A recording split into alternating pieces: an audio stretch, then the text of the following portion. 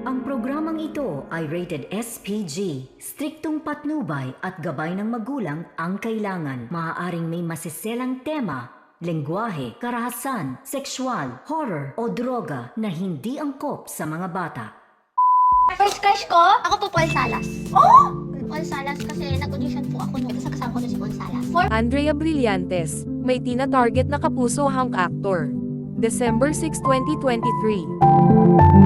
Nanganganib ngayon ang relasyong Mikey Quintos at Paul Salas sa pahayag ng Andrea Brillantes na matagal na itong pantasya niya, simula pa noong elementary days pa ni Andrea. Kaya bantay sarado ito ngayon sa kanyang jaw ang sangre dahil nasa kay Andrea ang brilyante ng gay woman na halos lahat na yata ng mga hunk sa showbiz ay gusto nitong matikman at maaga sa kanilang mga jowa.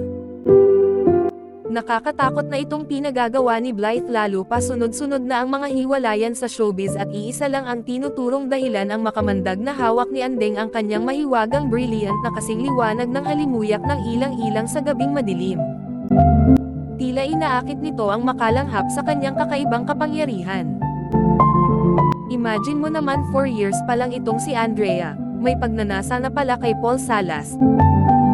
Na alam naman ng lahat na malakas ang dating nito sa mga tagahangang mapababae o kapatid sa pananampalataya ay malalaglag ang panty. Pag nasa harapan mo aba kung si Andeng ang makaharap nito, instant iiwanan ang isang Mikey Quintos na nasangkot sa scam at demanda bago matapos ang taon na ito. At tiyak na tiyak iiwanan ang kanyang GF kung mabibigyan ng pagkakataon kung mag-request sa kanya ng special appearance ang aktres na humahataw ngayon sa kanyang teleseryeng Senior High at pinag-uusapan pa din ang kanyang partisipasyon sa Katniel Hiwalayan Blues na umabot na yata sa lahat ng panig ng mundo ni Aling Marites.